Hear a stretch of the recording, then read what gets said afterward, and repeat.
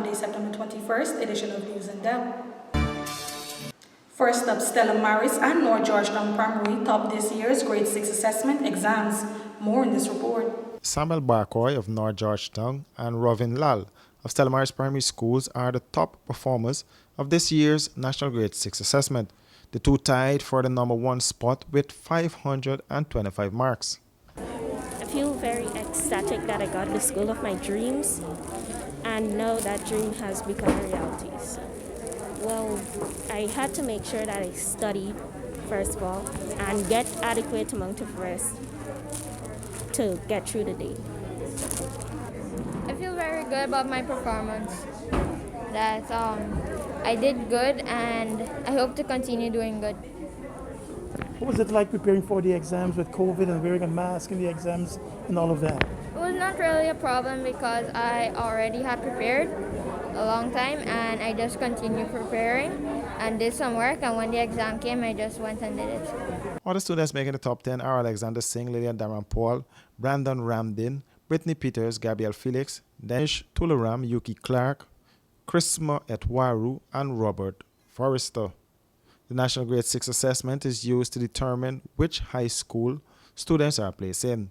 This year, the assessment was written 2 months after the usual scheduled date, as the country was on a partial lockdown due to the deadly coronavirus pandemic.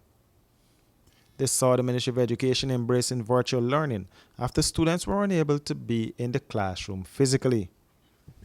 More news after this break. Shh! It's your new secret. The all-in-one weapon for perfecting imperfections and capturing flawless skin. A lot of brands forget women of color or just don't understand that we come in all shades. From caramel to ebony, there's such a range. Iman Cosmetics is for every woman and features a line of skincare products and cosmetics including 16 foundation shades, powder, concealer, lipstick, blush, eyeshadow, highlighter, and BB cream. Visit us at Lot 75 Swamp Section, Rosal Town. That's behind the market. Or call 337-4422 or 688-9249. Shh.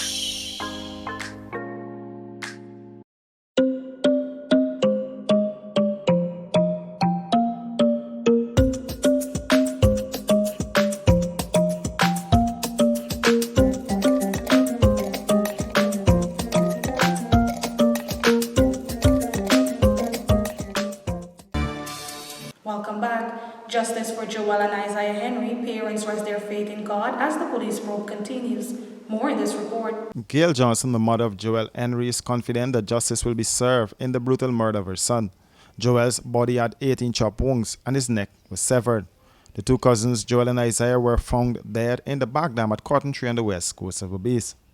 I said, whoever do it, they have to speak to the Almighty.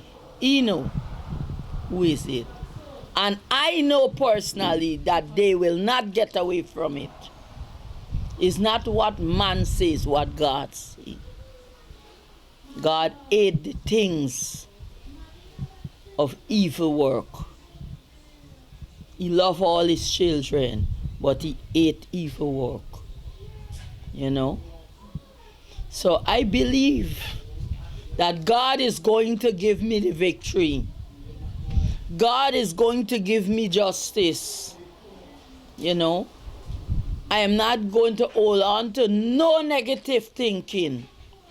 But I am going to believe because God said it, I believe it, and that settled it.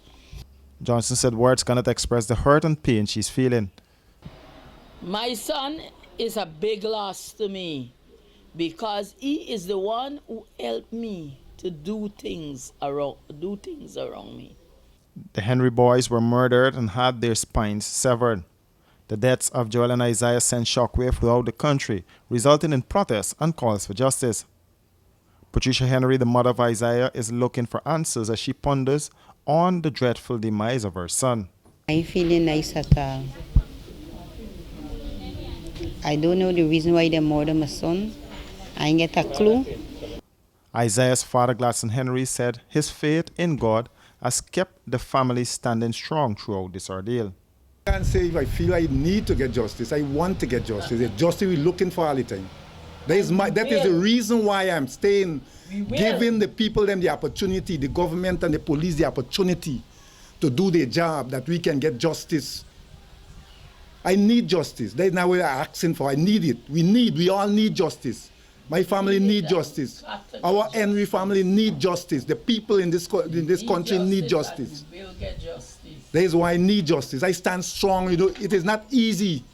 What I have saw there with my son and my cousin is not easy. But just because of justice, we are standing right now. We need justice. I think there's enough evidence out there for us to get justice. There is. The police on Saturday took 5 of the suspects who were previously arrested and released on station bail back into custody as the investigations continued into the deaths of the 2 teenagers.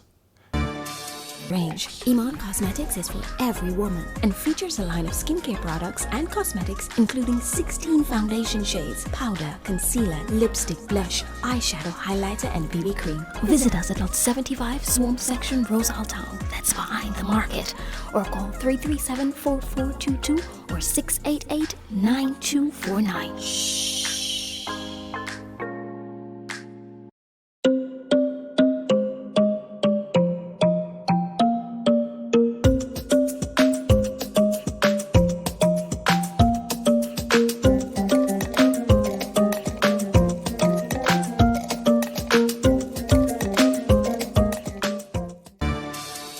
And before we go to Lusignan prison, inmates shot dead, 5 injured. More in this report. Things are back to normal at the Lusignan prison following a fatal shooting and riot on Saturday. 2 inmates were shot dead after a riot broke out in the jailhouse. Dead are Earl Graham, age 51, who was sentenced to 3 months imprisonment for malicious wounding, assault, and resisting arrest, and Winston Herbert, age 21, who was in custody for rape. According to a release from the Guyana Prison Service, the inmates had lots of issues, and it all began when they refused to accept meals. The situation was immediately brought to the attention of the facility's administrators, who engaged the prisoners to hear their concerns and to address those where possible. However, the prisoners refused to engage the administrators and demanded to see the Minister of Home Affairs. Both the Minister of Health, Dr. Frank Anthony, and Minister of Home Affairs, Robson Ben, then visited the prison and held discussions with the inmates where several issues were raised.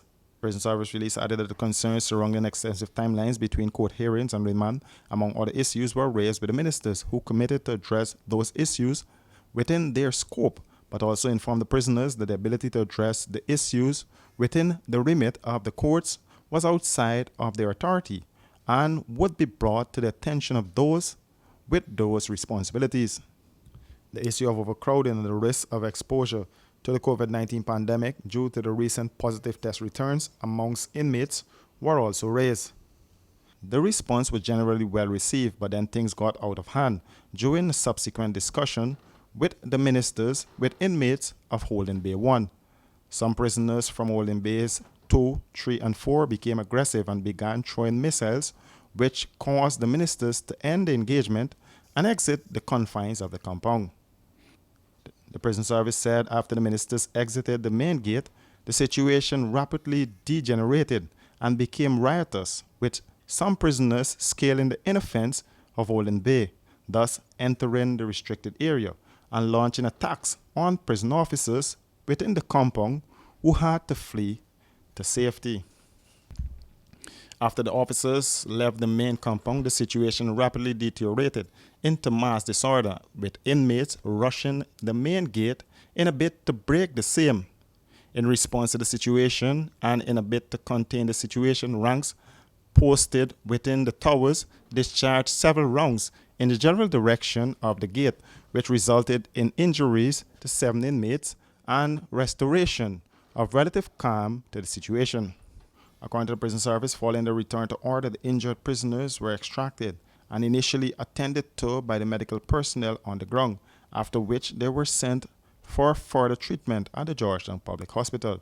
3 inmates continued to be attended to at the Lusignan facility, while 2 were pronounced dead.